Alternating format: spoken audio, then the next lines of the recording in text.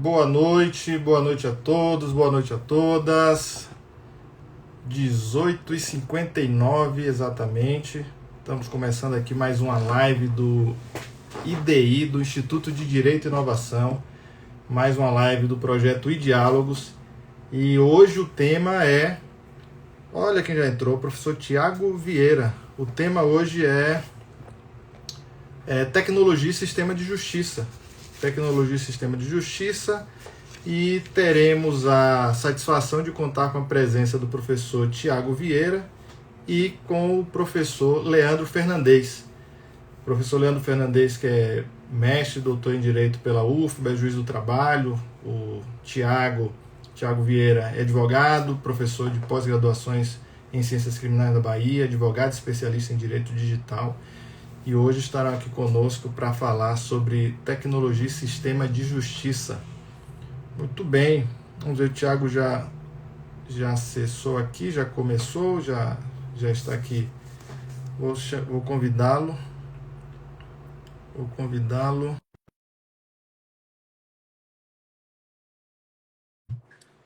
Vamos ver. Professor Thiago, mandei o convite. Não sei se o Thiago já viu meu convite. Olha ele aí. Grande Thiago. E aí, meu querido? Como é que você Grande está? Danilo, parabéns por essa iniciativa. É isso. Eu agradeço pela presença sua. Daqui a pouco estarão aí. Eu que agradeço o convite do colega e também o aceite do professor Leandro, que acabou de entrar. Opa, já vou convidá-lo aqui para a gente começar esse bate-papo, essa conversa. Convidei aqui, vamos ver, professor Leandro. E que bom que você entrou nessa live, né, Thiago? Quase. Grande, Quase eu Leandro. entro na live que tinha. Boa noite, meus amigos, tudo bom? Boa noite, Boa tudo noite, bem? Vocês me escutam bem? Estou ajustando aqui. Perfeitamente. Perfeitamente. Eu não vou colocar meus fones. A última vez que eu coloquei, deu um zigue-zague aí na live. Eu vou assim, time que ganha, né? A gente não mexe. Vamos fazer isso. Mas estava aqui, primeiro agradecendo a presença do Leandro, do Tiago, que aceitaram prontamente participar dessa live. O Tiago é membro do IDI, é da casa. O Leandro, convidado aí, que a gente recebe com muito carinho e agradece muito essa presença. E eu falava aqui, Leandro, com o Tiago, que ainda bem que ele não entrou na live errada, né?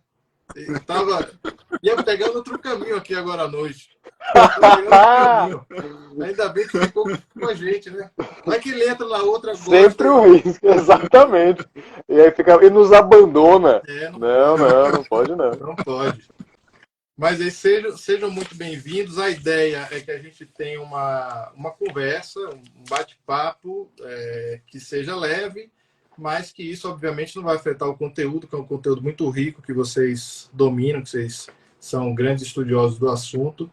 E essa é a ideia numa noite como a de hoje. E já saudando vocês, já vou passar a palavra para o Leandro, para ele dar um alô para todo mundo, para falar suas palavras de boas-vindas, boa noite a todo mundo. Você, Leandro, bem-vindo mais uma vez, obrigado por ter dado o convite.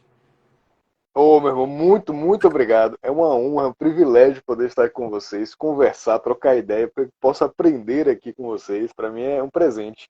Então recebam meu boa noite, claro, todas e todos que estão aqui conosco também se sintam abraçados, abraçadas.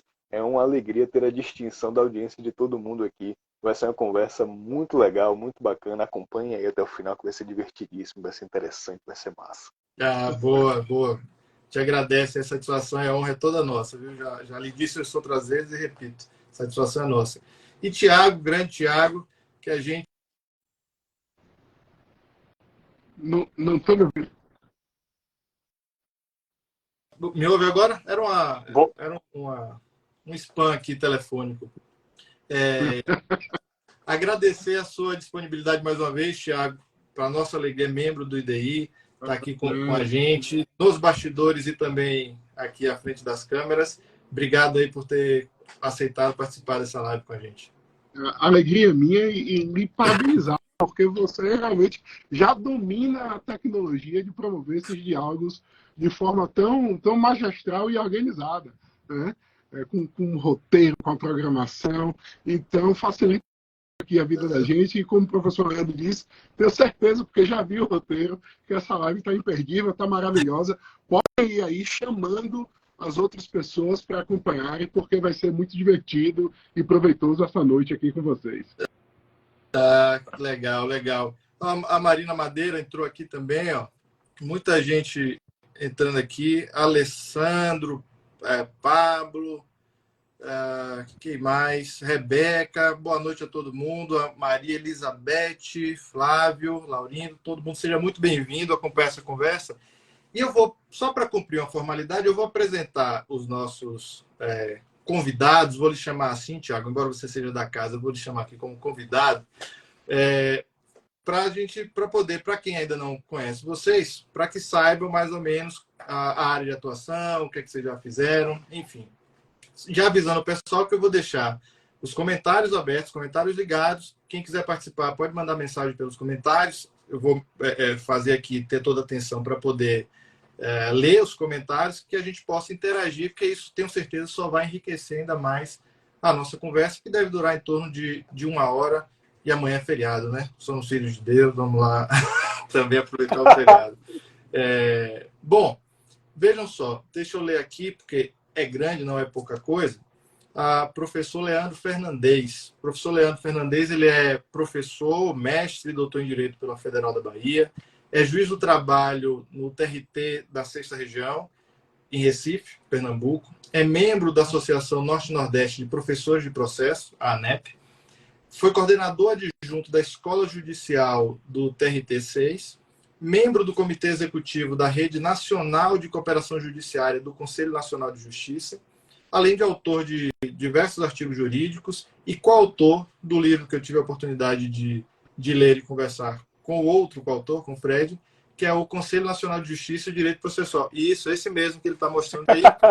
Esse aqui que eu também fazendo autopropaganda aqui. Que legal. Aqui. Eu tô sem, viu? Tô devendo. Vou enviar então. Vamos ter que ajustar isso daí. Bom, é o professor Leandro, que já saudou todos vocês, e vou apresentar rapidamente aqui o professor Tiago. Tiago, que é professor da pós-graduação em Ciências Criminais da Católica de Salvador e da Unifam, em Feira de Santana, não é isso, Tiago? Isso. Em Feira de Santana, querida Feira de Santana. Tem MBA em Gestão pela FGV, é advogado criminalista, especialista em Direito Digital, foi um dos fundadores da SaferNet Brasil, né, uma ONG importantíssima nesse campo de defesa de direitos humanos na internet.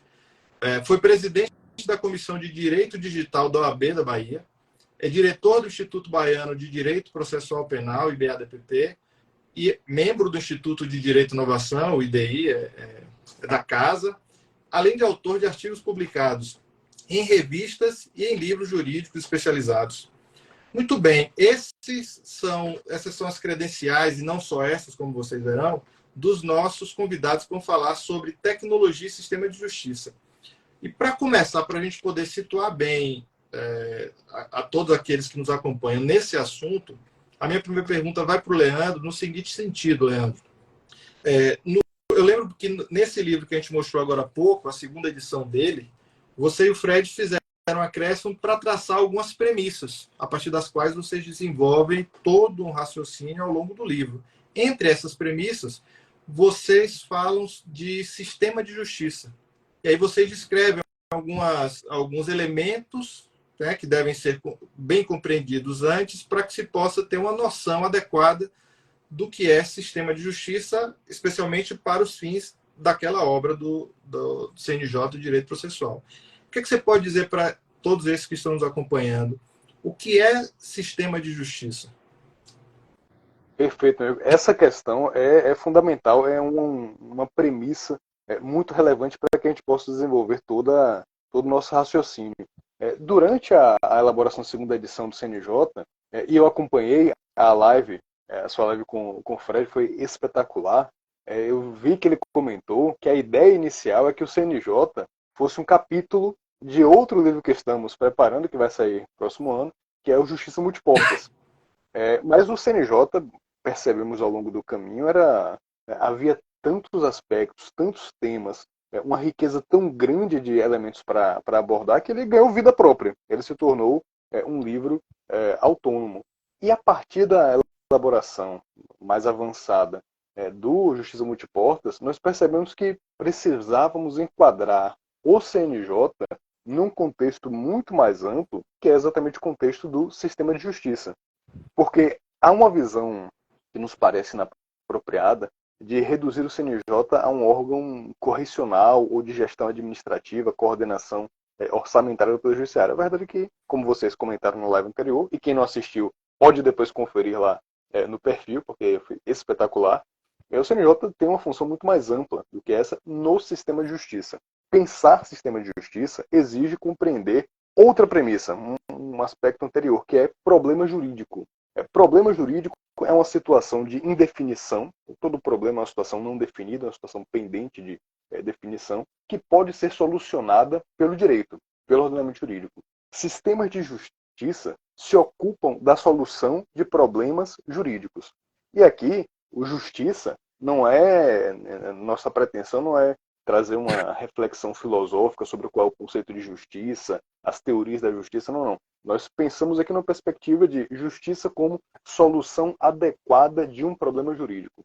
O sistema de justiça se ocupam de problemas jurídicos concretos. E aí é importante verificar que no sistema de justiça brasileiro nós temos uma fauna bastante diversificada.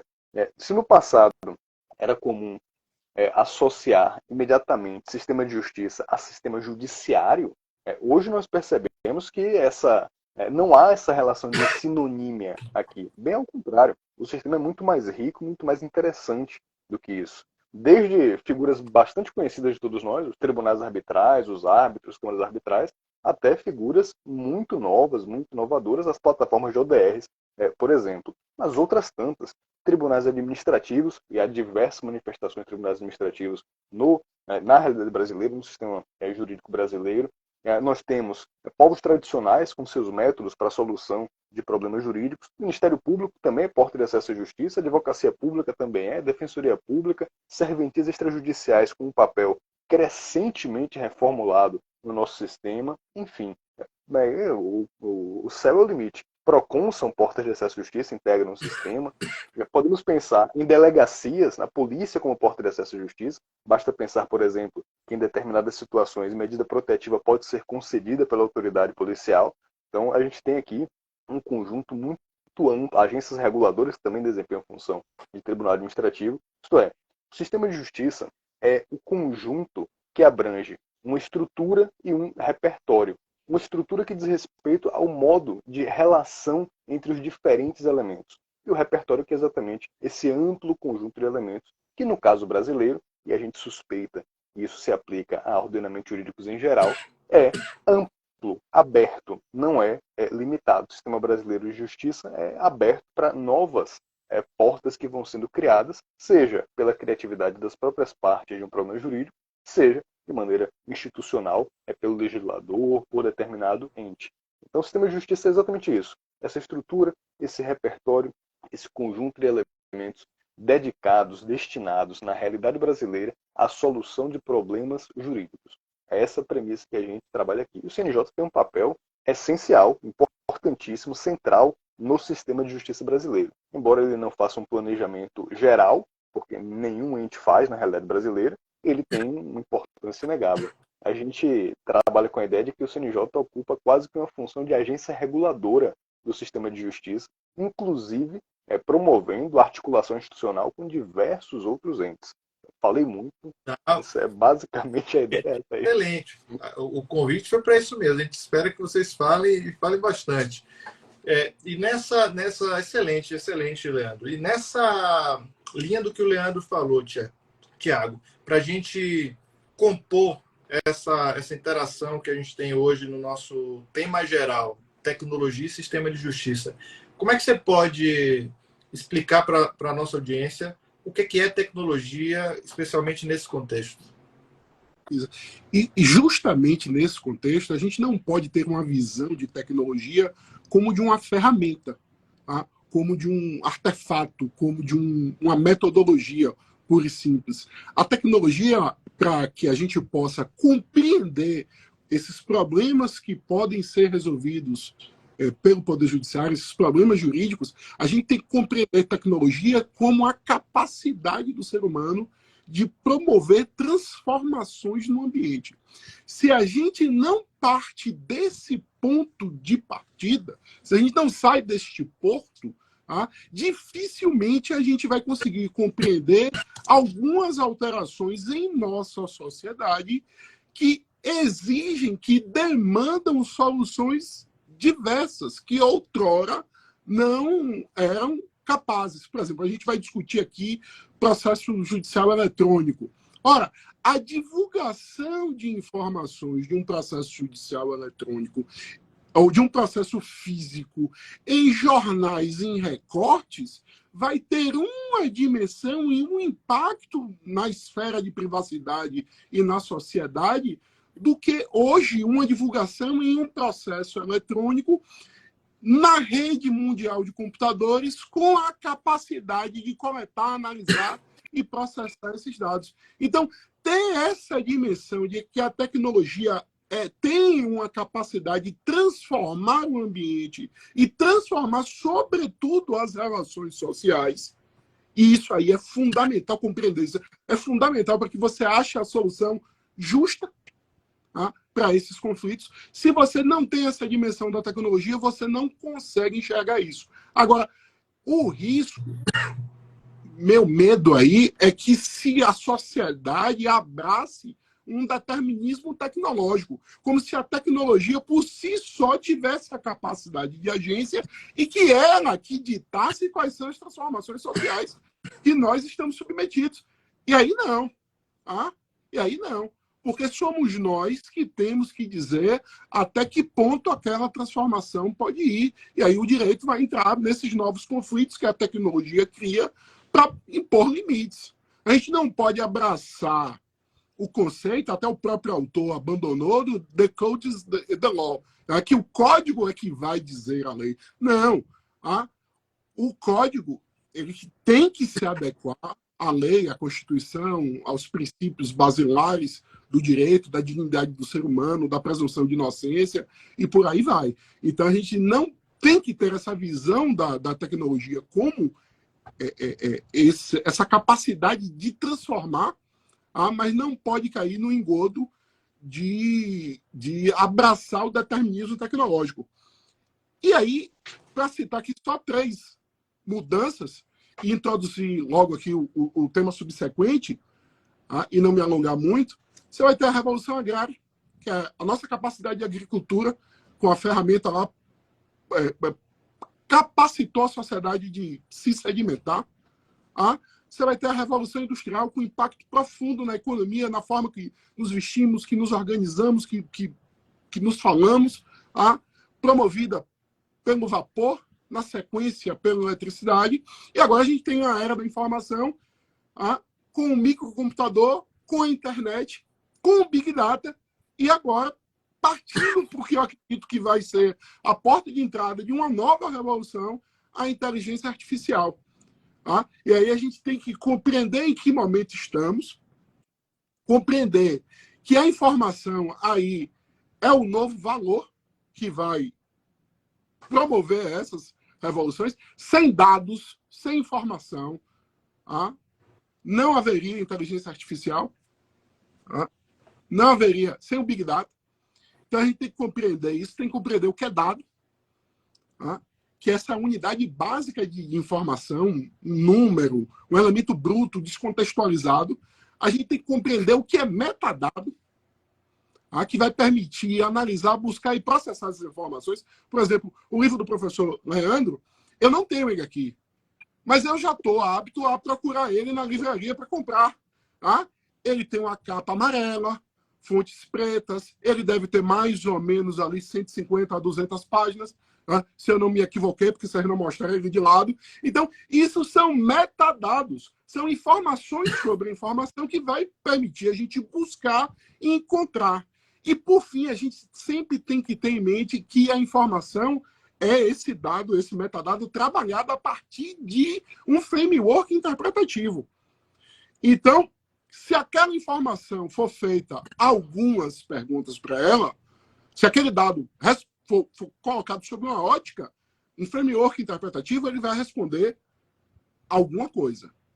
Se ele for posto outras perguntas de outros formatos, vocês vão extrair outras informações. Um exemplo claro aqui disso. Para você ver como pode ser nocivo se a pergunta for desvirtuada, se houver um desvio de finalidade nesse dado.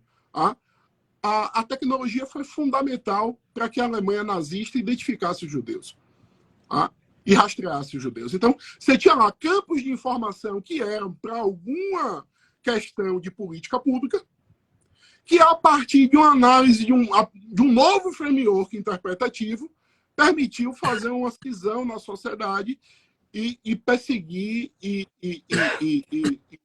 massacrar os judeus pelo Estado nazista. Então, é disso que se trata a informação, é o cuidado de como ela vai ser tratada, e é ela, a informação, o dado e o metadado que estão impulsionando essas novas revoluções. Falei também demais aí, professor Danilo. Nada, que é isso. Tá ótimo. E é importante realmente ter essa noção. Você estava falando aí de metadados, eu me lembrei do livro, o novo livro do Daniel, que é também membro do DDI, professor Daniel Salgado. Ele tem um livro, fruto da dissertação de mestrado dele, que é a metaprova no processo penal. Você vê a importância desse tema. É um livro muito bom, rigor assim, fantástico da pesquisa. É um livro que eu estou lendo, ainda não concluí.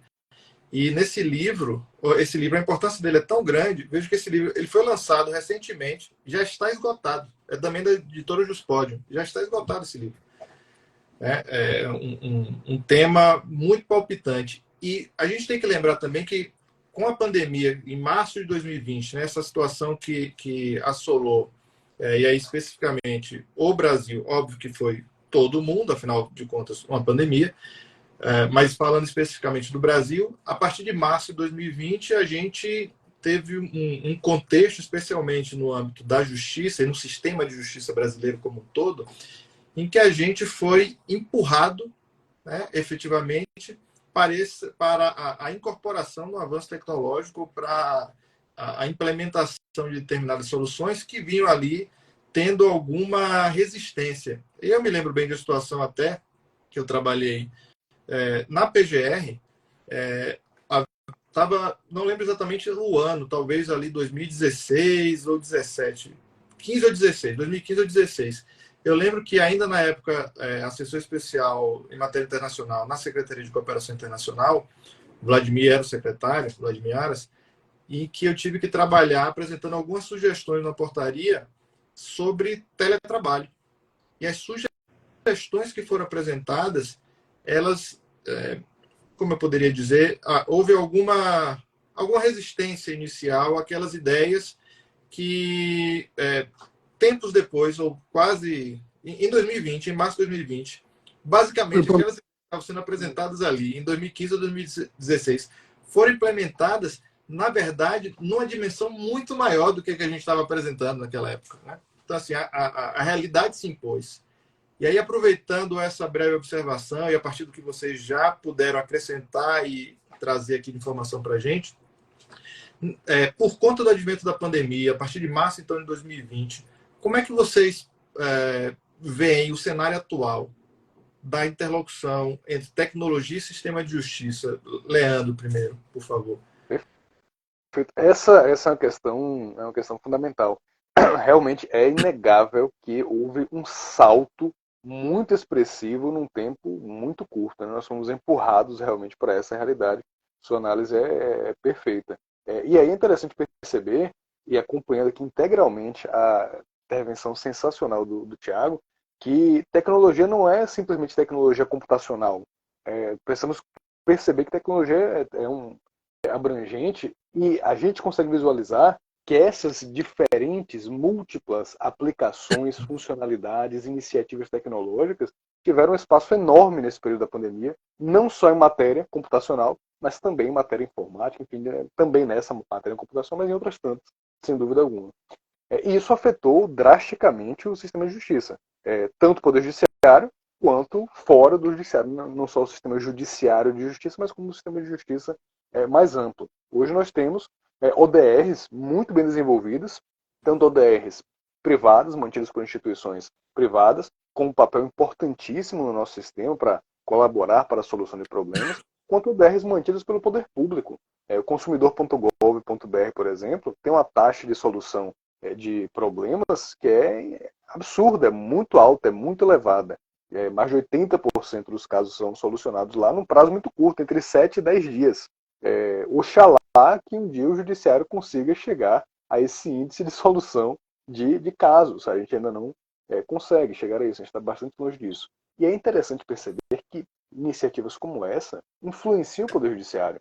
O CNJ, recentemente, na Resolução 358 de 2020, não por acaso, estimulou, os tribunais determinou, na verdade, que houvesse a criação do que é chamado de SIREC, Sistema Informatizado de Resolução de Conflitos por Conciliação e Mediação. E é muito bacana perceber que é uma ODR, Online Dispute Resolution, do Poder Judiciário, que tem, por previsão expressa na resolução do CNJ, atribuição, inclusive, para o cadastro de casos pré-processuais. E é muito bacana perceber isso, porque isso mostra que a vocação do Poder Judiciário é, acima de tudo, solucionar problemas jurídicos, ainda que haja ou não processo judicial. Processo judicial, é a impressão que eu tenho, cada vez mais vai caminhar para ser um aspecto contingencial.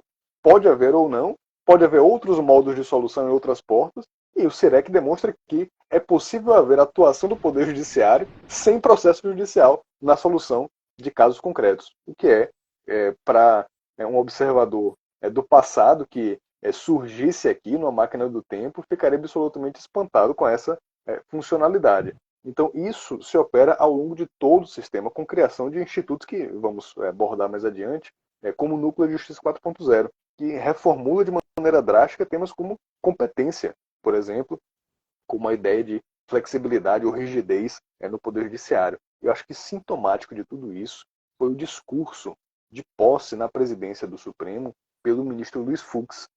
Quando a gente vai fazer a leitura daquele discurso, a gente visualiza que há ali uma espécie de ode à digitalização do Poder Judiciário, à justiça digital, a ideia de tribunais online. Ele acolhe essa ideia, abraça essa ideia, até porque, como você colocou com perfeição, naquele momento não havia alternativa. Então nós fomos compelidos, realmente empurrados a uma grande reformulação do sistema de justiça. E o último comentário. É curioso observar que foi exatamente no período da pandemia que o judiciário, desde que nós temos dados, temos estatísticas e metadados para analisar esse fenômeno, essa realidade, o judiciário nunca foi tão produtivo, nunca solucionou tantos processos quanto no período da pandemia. Então, talvez haja uma relação que precisa ser adequadamente estudada entre digitalização, teletrabalho e outras ferramentas de trabalho à distância e solução de processos, de casos em geral. Talvez haja algum aspecto aí a ser estudado, que mostra que você tinha razão lá em 2016, claramente. Tem um amigo meu, ele é da Bahia, mas ele está em Santa Catarina, e a dissertação dele de mestrado foi sobre teletrabalho num contexto anterior à pandemia.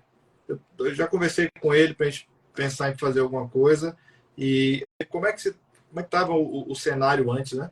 Como é que estava esse cenário? E você, Tiago, como é que você vê, nesse seu olhar criminalista, especialista em direito digital, como é que você vê essa interlocução, esse cenário atual da interlocução do direito, ou melhor, da tecnologia e do sistema de justiça, nesse pós-pandemia, pós-março de 2020?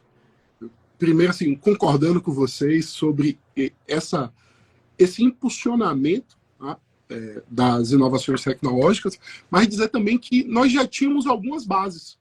Tá? A Lei de Processo Eletrônico é de 2006, a gente já tinha o PJE, então a gente já tinha algum ferramental, tá, o que foi condição sine qua non para que esse avanço se desse dessa maneira.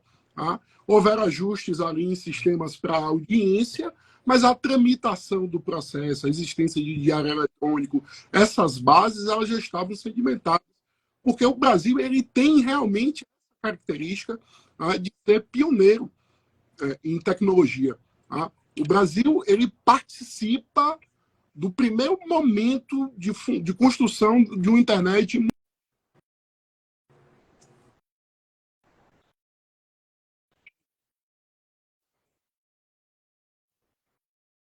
aqui da América Latina. Então, esse nosso pioneirismo na tecnologia, ele foi a base para que a gente conseguisse encontrar solução para um problema grave. Dizer que eu olho com bons olhos, Danilo e Leandro, toda a parte do processo eletrônico que é capaz de ser automatizada para matar tempos mortos do processo. Mas eu não acredito que o sistema eletrônico, por si só, dê conta, e tenho muitas preocupações. Muitas preocupações. Tenho preocupação com a veracidade das provas que são produzidas por audiência, tenho preocupação com as informações da maneira que estamos divulgando, essa capacidade de se tratar, de coletar, tratar esses dados. Tenho preocupação com questões probatórias que saem aí do processo eletrônico e vão para o inquérito policial, reconhecimento facial, banco de dados de DNA, prova sendo produzida com emprego de inteligência artificial sem que se encontre uma solução para o problema da explicação da IA, que é como aquela decisão foi encontrada. E tudo isso não é o futuro. Tudo isso é hoje. É hoje. Do campo de vista probatório, uma das primeiras características que você tem que analisar numa prova é se ela é legal. Ponto. Depois, se ela é relevante. Não é de hoje que a gente tem inteligência artificial sendo utilizada, empregada, para dizer o que é ou não relevante. Quando se aprende 1 terabyte de informação, não é um perito, um ser humano, que vai buscar lá todas as fotos que são correlacionadas com aquele crime. É uma inteligência artificial. E, às vezes, se você mudar o ângulo, você muda completamente a interpretação daquele fato. Então, é algo que a gente precisa se debruçar. Eu gosto muito do exemplo, eu sempre dou o exemplo, do príncipe Harry saindo da porta do hospital, que ele faz assim. Perfeito. Lembrei exatamente disso agora. Lembrei exatamente disso. Aí tiraram a foto aqui que parecia que ele estava dando dedo para o jornalista. Veja, se você fazendo um ato obsceno, né? Se você pede a um sistema de inteligência artificial para procurar provas relevantes sobre essa ofensa aos jornalistas, era possível que ele descartasse a foto frontal. Então, veja que isso é uma matéria, discutir o emprego da inteligência artificial na produção da prova. Hoje eu vejo muitas questões centradas no reconhecimento facial, que é importantíssimo que a gente realmente discuta isso, porque há falhas gravíssimas e há complexidades ali enormes, mas a problemática vai para além do reconhecimento facial. Aí a gente tem que falar em paridade de arma, em tempo de defesa e etc. Então, assim, vejo com muita preocupação e, especificamente no processo eletrônico, me preocupa, enquanto cidadão, não é nem enquanto só advogado, uma falta de auditoria nas movimentações processuais. A possibilidade de se apagar uma movimentação e se excluir é algo que deixa qualquer cidadão completamente estarrecido. E eu acho que esse é um ponto que, com urgência, o CNJ precisa se debruçar. Eu vejo muita gente falando de blockchain como solução para tudo, sem meditar sobre a possibilidade, a capacidade e a questão prática do blockchain ser utilizado como um substituto do PJE, sem se debruçar minimamente sobre o custo computacional disso. Mas me parece que hoje é fundamental se discutir uma solução com criptografia assimétrica que dê segurança e estabilidade ao andamento processual. Eu digo ao espelho. as petições que entraram e que saíram, eu acho que aí cabe algo como um blockchain para que a gente tenha um pouco mais de segurança jurídica em sistemas que são feitos por humanos e que, eventualmente, ali vão ter falhas, vão ter conflitos, litígios, e que daria mais segurança. Acho que se hoje eu pudesse fazer uma sugestão, especificamente no PJE, seria justamente sobre a segurança das movimentações processuais, para que isso fosse auditável pelas partes também.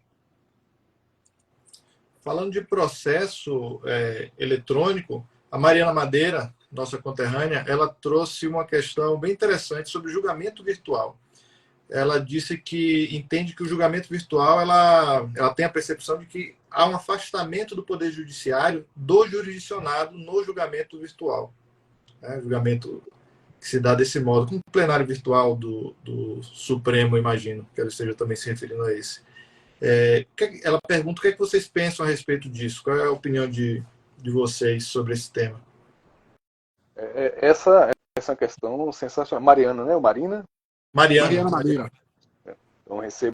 Advogada, criminalista aqui em Brasília, pessoa muito querida. Questão sensacional, questão sensacional. Eu acho que aqui, curioso isso, há uma espécie de contradição, porque a gente pode analisar esse fenômeno sob essas duas perspectivas. Eu vou dar um exemplo concreto da minha prática. Sou juiz de trabalho, mas sou limpinho. É a brincadeira que eu sempre faço. E nas minhas audiências, agora a gente diminuiu um pouco a quantidade de audiências virtuais, mas eu sempre libero. Para quem desejar fazer o ato de forma telepresencial, eu libero. Não fico exigindo que as pessoas estejam comigo se não quiserem estar presencialmente. E frequentemente, cada quinzena, hoje em dia, mas mais antigamente, durante a pandemia, eu faço audiências com pessoas que estão em outros estados, pessoas que estão em outros países, que se não fosse essa possibilidade, teriam que se deslocar ou sequer poderiam ter acesso ao Poder Judiciário, já que estão com a vida organizada em outro lugar, seria um custo muito grande para conseguir realizar o deslocamento. Então, esse é um primeiro aspecto. Sob essa perspectiva, nós aproximamos, o Judiciário permite aproximação com relação a isso. Acho que é uma preocupação com humanização nesse contato também é importante. Agora, por outro lado, a ponderação que ela faz é perfeita, tem total fundamento. E não por acaso, o CNJ editou recentemente uma resolução sobre os excluídos digitais. Há essa preocupação porque parcela expressiva da população não tem acesso efetivo, de qualidade, à internet. De modo que digitalizar completamente o Poder Judiciário seria realmente uma violência, seria negar acesso à justiça. Então, acho que o caminho há uma evolução social no sentido de cada vez mais amplo uso desse tipo de tecnologia. A gente pode incentivar isso, pode reconhecer a importância, a relevância disso e dar o espaço para isso, sem, todavia, limitar, sem, todavia, colocar isso como um condicionante para o próprio acesso. A ideia aqui é de acolhimento para as pessoas. Eu procuro, nos contatos presenciais, ser o mais humanizado, o mais acolhedor possível, justamente para tentar diminuir um pouco a frieza que é conversar com a tela. A gente tenta aqui colocar o ser humano para ter esse contato realmente, não simplesmente essa frieza da tela. Mas eu reconheço que é um desafio. Há aspectos positivos e aspectos também delicados. Eu sou entusiasta, acho que no longo prazo o saldo é bastante positivo. É bastante positivo. Mas queria ouvir o Thiago também. Eu acho também que o saldo é positivo. Quantas vezes eu não fui a Brasília para fazer uma sustentação oral que foi adiada? Tá? E o custo disso para o cliente, com passagem, com hospedagem, para simplesmente chegar lá, o processo ser retirado de pauta. Então, a possibilidade da gente sustentar a distância é grande, mas não pode ser feita sem esse acolhimento, sem que o tribunal crie aí, nas suas unidades, setores realmente para que as pessoas possam ir lá sentar, usar um computador, uma webcam. Mas eu tenho preocupação com alguns procedimentos. Reconhecimento por videoconferência, para mim, é uma aberração. Porque garanto aos senhores que aqui, a depender de como eu mude aqui a iluminação, meu tom de pele muda, Se eu mudar aqui o ângulo da minha lente, o formato do meu rosto muda. A depender do dispositivo de saída aí de vocês, esses dados também vão chegar de outra forma. Então, eu tenho, sobretudo nessa área criminal, audiência de custódia e reconhecimento, eu acho que ainda não encontramos uma forma de humanizar e de compatibilizar isso. Tá? Então, feitas essas ressalvas da necessidade de se criar um ambiente, se eu mudar aqui o tom da luz que está me iluminando, se eu aumentar ou baixar os kelvins da luz, eu vou mudar o tom da minha pele aqui na hora. Tá? É automático. Tá? Então, para algumas coisas, acho ainda que não tem substituto para a audiência presencial. Um juiz ele não tem como avaliar se um preso sofreu tortura ou não à distância. Reconhecimento também é impossível de se fazer e só vai ter acesso à justiça plena se você conseguir garantir aos advogados, porque tem muito advogado carente ou excluído digital, sobretudo os colegas mais antigos, mais experientes. Tá? Então, se você não garante isso, você exclui. Tá? E a população também, que por vezes tem dificuldade até de pegar uma condição. Tá? O que já são naturalmente excluídos, só iria assim, agravar ainda mais. Tá? Não perdi, às vezes, que vi alguém caminhar com uma sandália havaiana furada para ir no fórum, dar um testemunho, participar de uma audiência, tá? E que se hoje ele conseguir um celular aí e um Wi-Fi, ele consegue dar essa colaboração até com custo pessoal menor. Exatamente. Há de fato, professor, essa dualidade. Aos pontos e contrapontos, sem dúvida nenhuma. E nessa linha aí de novos arranjos, vamos falar assim, lembro que o Leandro e o Fred, no livro sobre CNJ e o direito processual, mencionam que os núcleos de justiça 4.0 eles são um dos mais impressionantes arranjos já produzidos pelo CNJ. Aí eu queria que você trouxesse para a gente, Leandro, dissesse um pouquinho mais o que é esse núcleo de justiça 4.0, como é que ele se insere nesse contexto que a gente está discutindo hoje. Sensacional. A figura dos núcleos de 4.0 é uma figura muito peculiar e que exige a nossa atenção do ponto de vista dogmático e do ponto de vista prático.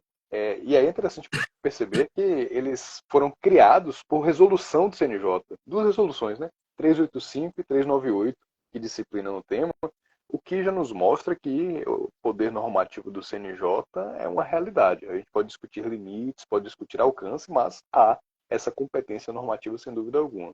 O núcleo de 4.0 é uma nova modalidade de unidade judiciária. E aí, sublinho mais uma vez, unidade judiciária criada não por lei, mas por ato normativo do Conselho Nacional de Justiça. E a unidade judiciária que não é palpável, que não é tangível, como diz a música baiana, fala, mas não pega, passa a mão e escorrega. O núcleo 4.0, ele existe apenas eletronicamente. Ele é como uma caixinha no PJE.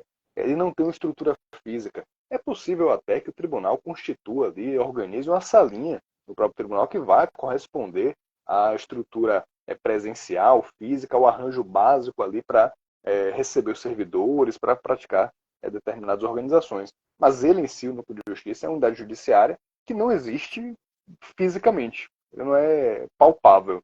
E a unidade judiciária é caracterizada pela nota da flexibilidade. Um núcleo de justiça 4.0 é criado por tribunal, então é o tribunal que constitui o núcleo de justiça 4.0, com competência material definida pelo tribunal, preferencialmente em relação à especialização de matérias.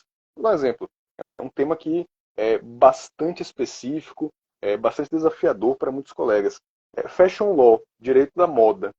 Poucas pessoas realmente dominam essa área específica. Eu aqui me incluo nos que não têm ideia do que é o regime jurídico aplicável no âmbito da Fashion Law. Mas há colegas, claro, que dominam essa matéria. Propriedade intelectual, propriedade industrial. Há uma série de questões técnicas muito, muito delimitadas, muito específicas nesses temas. É possível que um tribunal constitua um núcleo de justiça 4.0 para abordar, para decidir exatamente esses temas, essas matérias específicas. E aí, outra flexibilidade.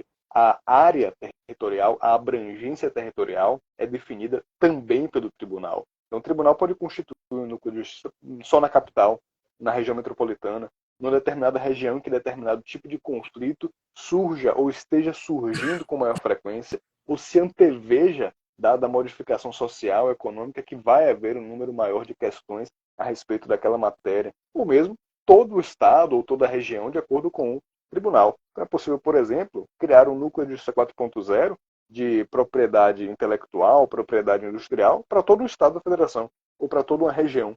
E aí, qualquer processo a respeito desse tema, se houver interesse das partes, pode ser direcionado para lá, na perspectiva da resolução 385 do CNJ. E aqui é interessante, eu vi que o Fred chegou a comentar a respeito disso, que é possível visualizar até, na perspectiva da resolução 385, uma dimensão de administração judiciária negocial. Isso é de uma criatividade, de uma engenhosidade fascinante. E aí você não impõe às partes, mas você faculta, por meio de negócio jurídico processual, que as partes optem, seja no momento anterior ao processo, que nada impede que se estipule no contrato que eventual problema jurídico decorrente da sua execução vai ser decidido por um núcleo de justiça 4.0 já existente. Nada impede, já no contrato, que haja essa previsão. É uma medida muito inteligente de organização, de gestão contratual, inclusive. Ou, no curso do processo, as partes podem optar pelo trânsito, pela movimentação, pelo deslocamento para o núcleo de justiça 4.0. Isso na perspectiva da resolução 385. A 398 complementa a regulamentação com uma perspectiva muito mais de gestão administrativa, gestão de administração judiciária aqui. Gestão judiciária. A ideia aqui é com processos repetitivos, temas em relação aos quais haja um atraso na realização de audiências, na prática de atos processuais, nas decisões, aqui muito mais aplicação de precedentes vinculantes, questões envolvendo direitos individuais homogêneos, muito mais aqui na ótica de gestão judiciária do que sob essa perspectiva de administração judiciária negocial. Mas elas convivem harmonicamente, elas estão ali lado a lado. Portanto, os núcleos têm essas características muito peculiares. Uma flexibilidade que nós desconhecemos em outras estruturas. Ele é uma unidade judiciária que não é física, é apenas digital. Você pode excepcionalmente praticar atos de modo presencial, mas a ideia aqui é que seja uma exceção mesmo. Todos os processos tramitam sob o rito do juízo 100% digital, sob a organização do 100% digital. E, com um último aspecto a destacar, com duração definida no tempo, e pode ser objeto de prorrogação, renovação. Então veja que interessante. A cada período que o próprio tribunal vai fixar, que é aproximadamente 1 ano, o tribunal vai reavaliar. Será que isso aqui está funcionando? Será que isso aqui está dando o resultado adequado? O desempenho aquele correspondente à expectativa? Se não for, pode excluir, eliminar, encerrar o núcleo de 4.0. Ou, se estiver dando certo, pode ampliar a competência material. Ou pode criar novos núcleos. Ou pode aumentar a abrangência territorial. Ou reequacionar aquela abrangência territorial.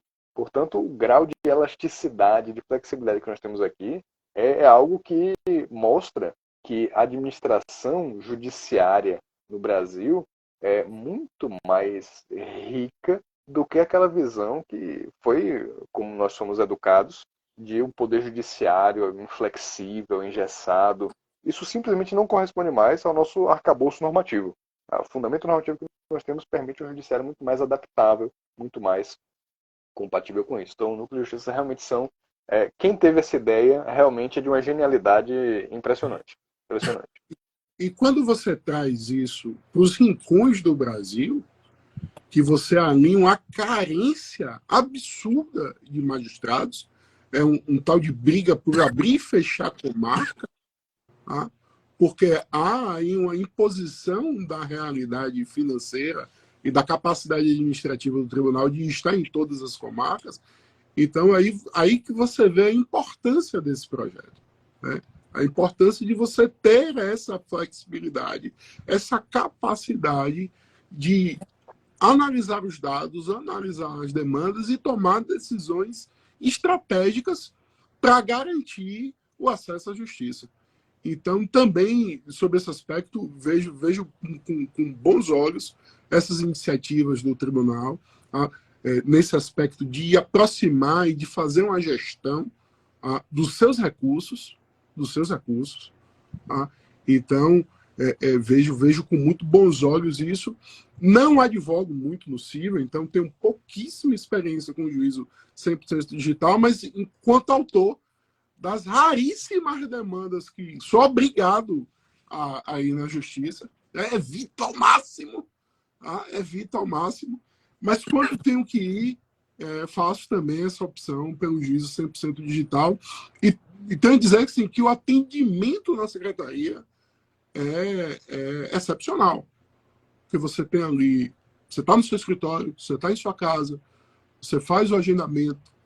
No Tribunal de Justiça da Bahia, as experiências que eu tive foram positivas. Você tem um atendimento, você tem resolução. Tá? Porque quando a gente aprende, há 20 anos atrás, quando eu era estagiário, o que o advogado diferente ele dizia assim, não saia no primeiro não do balcão. Tá? Porque a primeira resposta para o estagiário neófito é: não, doutor, não achei o processo. Então, eu acho que houve muitos avanços aí. Óbvio que tem pontos que são necessários reflexões, ajustes, e que há efetivamente uma impossibilidade. Mas você veja, todos os atos têm que ser digital, mas há uma exceção. Há uma prova que pode ser produzida presencial, por determinada característica da testemunha, ou do formato do arquivo que é incompatível, conectando lá com o começo. The code is not the law. Tá? Então, se você tem uma prova que está num formato que é incompatível com o sistema, você vai abrir ali uma flexibilização para receber aquilo numa mídia física, em um pendrive ou em outro formato, para se ajustar e se adequar, porque é incapaz do padrão do sistema conseguir contemplar todas as diversidades de prova e de circunstâncias da vida. Então, tendo isso previsto, essa flexibilidade para se adequar à realidade, tendo essa capacidade do tribunal fazer efetivamente a gestão estratégica dos seus recursos, eu acho excepcional. Ah, perfeito. E é importante que a gente está falando, então, no contexto aqui de resolução de conflitos, né? E já pegando para fazer essa ponte, o Leandro mencionou há alguns minutos as ODRs, as Online Dispute Resolutions. A gente tem esses modos de resolução de conflitos online, mas a gente é importante que seja divulgado, as pessoas conheçam mais a respeito. Já para auxiliar nesse ponto, Leandro, o que é que você tem a nos dizer com relação às ODRs públicas, privadas, exemplos delas? Eu vou pedir só não querendo limitar, obviamente, Serei bem fala, objetivo. mas não seja muito, mas seja só um pouco, para que a gente consiga chegar e discutir um pouco sobre inteligência artificial e os aspectos do LGPD que me parece que são interessantes também, além desse tema que é riquíssimo. A gente está passeando sobre tecnologia e sistema de justiça. Mas vai lá, a palavra é sua. As ODRs são um importante porta de acesso à justiça. Elas surgem principalmente nos Estados Unidos, posteriormente Europa, em relação a conflitos de internet, para resolver conflitos que surgem na internet, mercados virtuais, coisas do gênero. Porque muitas vezes as pessoas não teriam como ter acesso ao judiciário local para poder discutir aquelas questões que às vezes dizem respeito a valores muito pequenos, produtos de um valor muito baixo. Então, essa ideia surge nesse contexto e vai sendo expandida, a ponto de chamar a atenção do poder público e visualizar, opa, aqui nós temos uma ideia que pode ser proveitosa. Então, hoje nós já temos várias ODRs, várias aqui no Brasil, por todo o mundo, que vão muito, muito, muito além de questões apenas envolvendo serviços, produtos da internet. A ideia é que conflitos do mundo físico, presencial, também são submetidos. Para conciliação, para mediação. Nós já temos ODRs, inclusive, para arbitragem. É possível utilizar um ODR para heterocomposição, claro, verificando com todos os cuidados os requisitos pertinentes. E temos também ODRs públicas, é interessante pensar, por exemplo, que a ANS, a Agência Nacional de Saúde Suplementar, dispõe de um ODR, que é exatamente para aquelas situações envolvendo conflitos com planos de saúde, planos de assistência à saúde, e permitem que haja de forma extrajudicial uma solução do problema muito mais rápida do que provavelmente aconteceria no Poder Judiciário. Então, elas têm um papel muito importante. Consumidor.gov.br é um excelente exemplo que tem realmente dado resultados muito interessantes. O CIREC, que vem sendo constituído a partir da determinação do CNJ, a ponto, e com isso fecha o raciocínio, de nós podermos rediscutir a configuração, conteúdo jurídico do interesse de agir a partir da premissa da existência de modos de acesso à justiça que são mais simples, mais fáceis, diretos e que podem permitir um contato direto entre as duas partes ou as várias partes de certo problema jurídico. Por exemplo, para exemplificar isso, o Tribunal de Justiça de Minas Gerais acabou de afetar um IRDR exatamente sobre esse tema. A existência ou não de interesse de agir no caso de a pessoa poder utilizar uma plataforma digital para tentar solucionar o conflito e não se utilizar dessa plataforma. Se haveria necessidade de primeiro... Gratuita, facilmente disponível, acessível. Então, e, daqui a pouco, com o CIREC, no âmbito do Poder Judiciário. Acho que no momento em que o CIREC estiver plenamente em funcionamento, eu acho que vai ser um momento para a gente refletir novamente a respeito do interesse de agir. Acho que o tema precisa ser... a gente tem um encontro marcado com essa matéria. Sem dúvida. Vários pontos, vários temas que a gente está discutindo aqui, assim, caberia uma live específica para uma série desses assuntos, que a gente pode fazer, inclusive, futuramente, mas o tema é muito rico. E nessa linha, inclusive, é possível haver um mapeamento, né, dos perfis dos litígios. Né? Perfeito. Pode, o perfil de litigância tem... população política, né? Perfeito. Inclusive com apoio dos centros de inteligência, que são constituídos pela Resolução 349 de 2020 do CNJ, que tem também esse papel de funcionar como observatórios e campos, espaços de mapeamento de problemas. A partir daí, inclusive, podendo contribuir para a formulação de políticas judiciárias e até para sugestões em relação a reformas legislativas. A Resolução 349 prevê expressamente essa possibilidade de atuação dos centros de inteligência, o que mostra para nós que o Poder Judiciário, hoje em dia, tem muito menos essa característica reativa, apenas reativa que tinha no passado, e tem, hoje em dia, já dimensões de proatividade que não podem ser desconsideradas. É um tema muito importante, com certeza. E essa reformatação. E para fazer a ponte agora para o outro lado da tela, a gente está falando aqui de dados e, obviamente, não tem como falar de dados e não pensar a proteção de dados, um direito fundamental que foi incluído recentemente na nossa Constituição Federal. E a gente tem a LGPD, né? a Lei Geral de Proteção de Dados, mais uma Lei Geral de Proteção de Dados, Thiago, que ela, indiscutivelmente, ela não abrange todos os espaços de proteção, né? Ou pelo menos não por meio dessa lei, da LGPD em si. Tanto é que a gente tem o anteprojeto da LGPD penal. E aí a minha pergunta, com a LGPD penal, com essa ideia de abarcar também os espaços de segurança pública, defesa nacional, de persecução criminal, como é que você vê a proteção de dados nessa perspectiva criminal, por meio dessa tentativa de arranjo que a gente está vendo aí com a LGPD penal, a importância da LGPD penal nesse contexto, nesse cenário? Fundamental.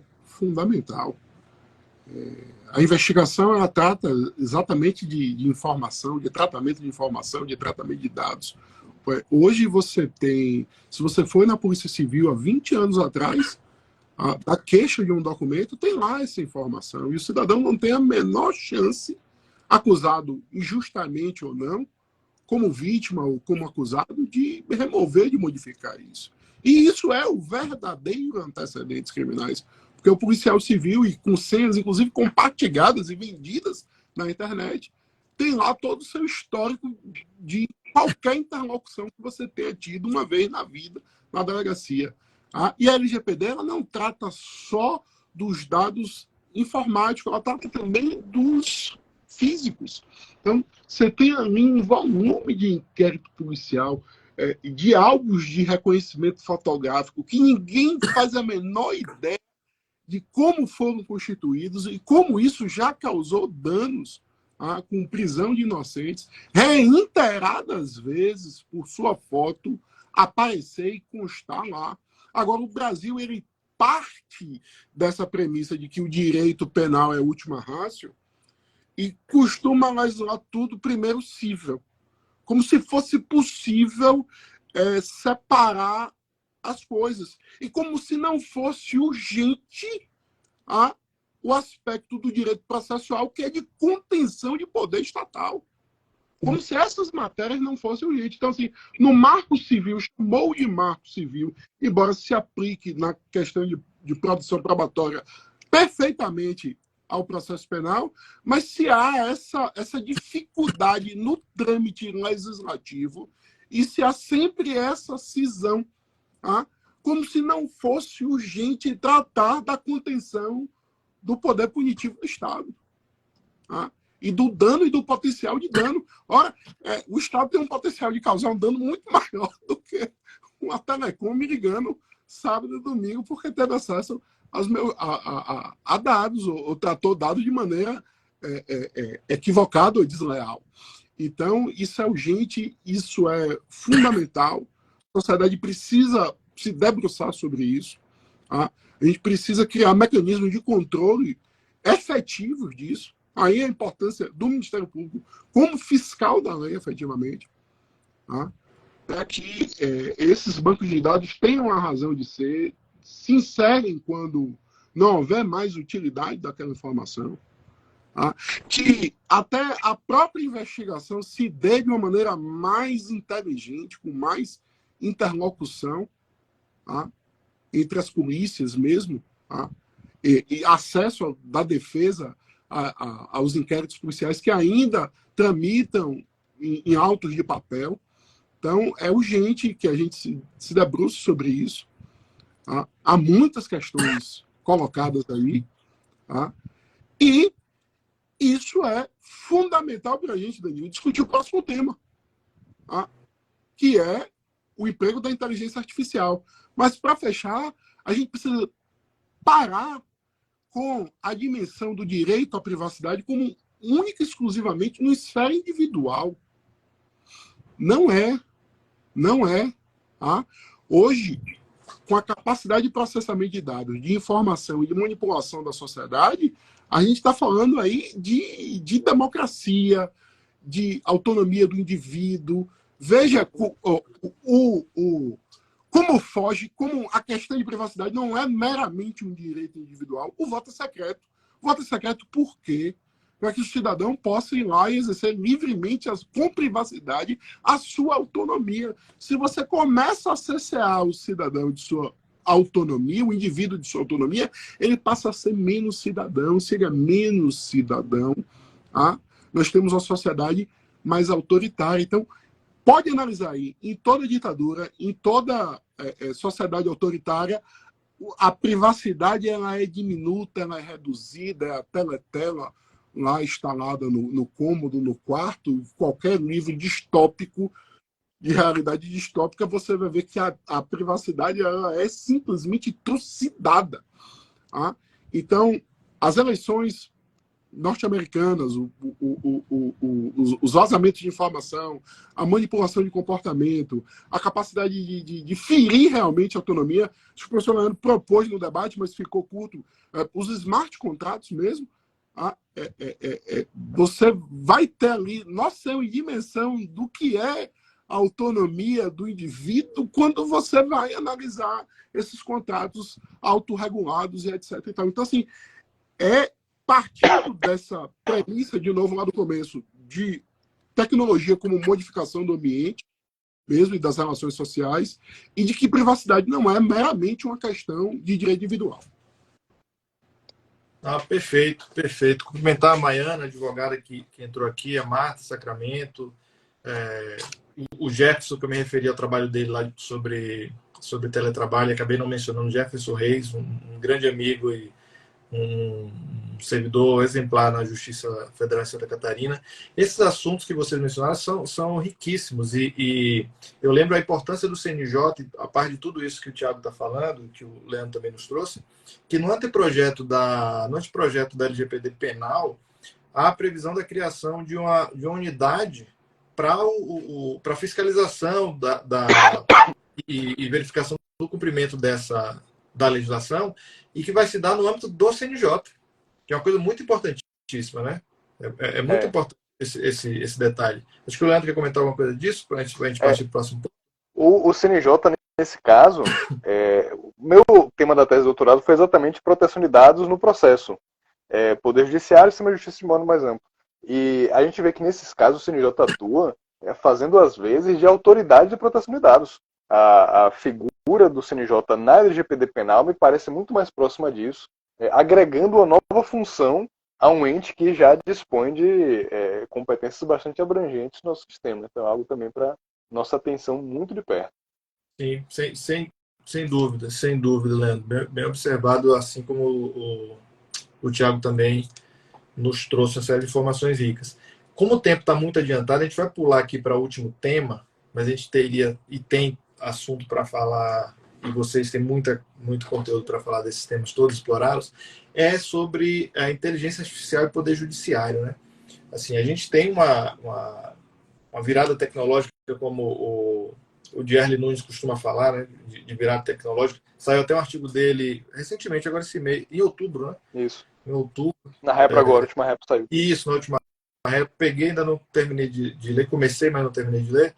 Me parece muito interessante também. Mas a questão da inteligência artificial no Poder Judiciário. E aí, primeiro para o Leandro, depois para o Tiago, para que a gente... assim, o que vocês têm a dizer sobre isso com relação a por exemplo, questões envolvendo a inteligência artificial para subsidiar o juiz de informações para que ele decida, mas, ao mesmo tempo, que a gente tenha um cuidado para que isso mais adiante não se revele ou se transmude, na verdade, numa decisão sendo feita pela inteligência artificial com todas aquelas preocupações que o Tiago precisamente apontou aqui para a gente. Como é que vocês veem essa situação hoje? Lembrando que há inteligência artificial no Supremo Tribunal Federal, no STJ, no Ministério Público Federal e em diversas outras unidades do sistema de justiça brasileiro já em atuação. Perfeito. Nós temos muitos temas importantes na realidade do Poder Judiciário brasileiro. Talvez esse seja o mais importante de todos. Sem, claro, diminuir a relevância dos outros, mas pelo impacto que você colocou, que reformula o modo de atuação do Poder Judiciário. Pode reformular de maneira muito positiva, mas pode ser um risco a direitos fundamentais de maneira muito clara. Sua provocação é perfeita. Tem várias questões que são premissas que a gente vai dar de barato aqui, minha sugestão. O que é inteligência artificial? A ideia de mimetização dentro do possível, da inteligência humana dentro do possível. Inteligência artificial forte, fraca, aprendizado de máquina. Tem várias questões aqui. Mas vamos dar de barato, vamos dizer inteligência artificial como um sistema, uma ferramenta, uma tecnologia que procura mimetizar o raciocínio, o modo de raciocínio humano, concatenando informações para, a partir desse input, oferecer um output. Vamos pensar basicamente nisso, mas, claro, daria para desenvolver aqui vários aspectos para problematizar. Até se existe mesmo inteligência artificial. Mas vamos dar de barato tudo. O Judiciário já vem implementando iniciativas dessa natureza há algum tempo. Você colocou o Vitor, por exemplo, no Supremo, já desempenha esse papel e vários tribunais reproduzem isso. Daí a importância com essa preocupação. Talvez hoje no Brasil, o único marco normativo que tenhamos sobre IA é do CNJ. É interessante observar isso. Existe um projeto de lei tramitando que precisa ser aperfeiçoado em alguns tópicos, mas a ideia é bem boa, a iniciativa é bem interessante. Mas o CNJ dispõe de uma resolução específica sobre inteligência artificial no Poder Judiciário, buscando alguns cuidados. Um deles é esse. Não é possível que a decisão seja feita pela inteligência artificial. Há necessidade sempre de supervisão pelo usuário interno. Esse é um aspecto. Segundo, o usuário externo tem que ter informação de que houve ali algum tipo de intervenção de inteligência artificial. esse dado é essencial. Terceiro, o que mais me preocupa, há um cuidado do CNJ em que esses projetos sejam originados do Poder Judiciário, sejam concebidos internamente. O algoritmo seja nosso. A ideia é basicamente essa. A ideia é boa para que a gente não fique refém das grandes corporações que atuam na área, então há um aspecto positivo aqui. Por outro lado, a gente precisa garantir transparência quanto ao código-fonte, porque senão as pessoas não vão conseguir entender exatamente como é que aquela decisão foi alcançada. E isso é um problema. Opacidade em IA talvez seja um dos mais desafiadores problemas. E aí, para encerrar, porque eu quero muito ouvir o Thiago a respeito disso também, acho que uma das nossas grandes questões, discriminação algorítmica. Eu acho que isso aqui é uma das maiores preocupações que nós temos, porque quando a gente fala sobre isso, a primeira reação das pessoas é, pô, mas uma máquina vai ser preconceituosa, vai ser discriminatória? Óbvio que a máquina em si não vai criar vida e Skynet e começar a perseguir grupos específicos. O problema está na base de dados que a gente alimenta, que usa para alimentar essa máquina, porque precisamos reconhecer aspectos como racismo estrutural ou machismo estrutural que estão presentes no nosso sistema de justiça e no nosso sistema judiciário. Há decisões que reproduzem esses preconceitos absurdos. E se a máquina é alimentada com isso, ela tende a reproduzir aquilo que foi a forma de treinamento dela. Então, acho que essa preocupação é muito grande. A resolução do CNJ menciona isso e prevê que, se houver qualquer tipo de identificação de discriminação algorítmica, o projeto tem que ser imediatamente encerrado. O problema é verificar que há. Até verificar, Deus sabe o que já aconteceu. Verificar isso a tempo, é verdade. A resolução é a resolução 332 de 2020 Essa aí. do CNJ. Não é isso? Essa aí, exatamente. O professor Leandro tocou nos pontos que são fundamentais. A transparência, ao problema da explicação da IA, a formação das bases de dados, a discriminação algorítmica. Agora, tomei com muito susto, confesso a vocês, uma declaração, espero que tenha sido assim, impensada, de que se convidou as grandes teles para desenvolver esses algoritmos. E aí o problema se amplia, se intensifica. Me permita só um comentário. De graça. Eu não conheço o almoço grátis, mas enfim. Pronto, perdoe, a interrupção era essa. Então, foi uma declaração que na hora, assim, me causou um imenso desconforto, espanto. Eu precisei ainda tomar um ar com essa declaração, porque o problema é extremamente grave. Os algoritmos são frutos de uma produção humana. E há uma reprodução de características daquele grupo de pesquisadores, dos interesses, do formato. E a gente está falando aí de soberania, de tanta coisa grave, cara, a uma sociedade democrática, que não caberia aqui. Não caberia aqui. Concordo com o professor, é hoje o tema principal, não só do Poder Judiciário, eu diria assim, da sociedade. As relações sociais elas vão se transformar em um curtíssimo espaço de tempo.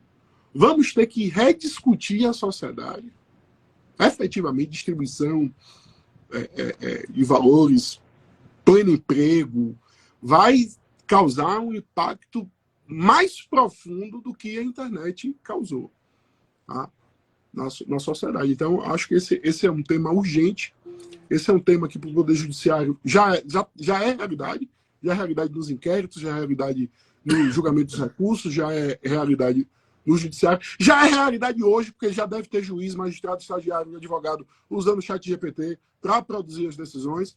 Então, assim, não é um tema do amanhã, é um tema já que eu diria assim, de ontem. Estamos atrasados aí nessas discussões e nesses problemas todos.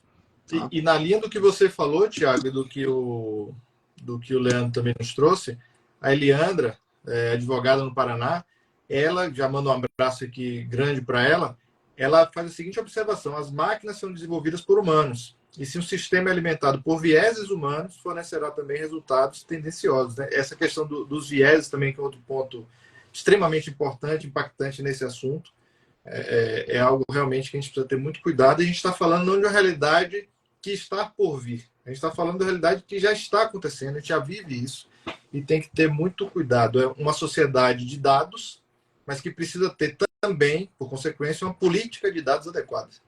A gente precisa disso, sem dúvida nenhuma. Meus amigos, infelizmente, eu tenho que dizer que o nosso tempo de 1 hora estourou. Eu não sei como Passou voando.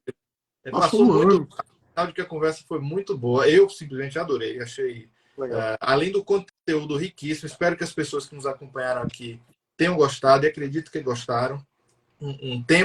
Vários temas riquíssimos dentro desse tema geral, tecnologia e sistema de justiça.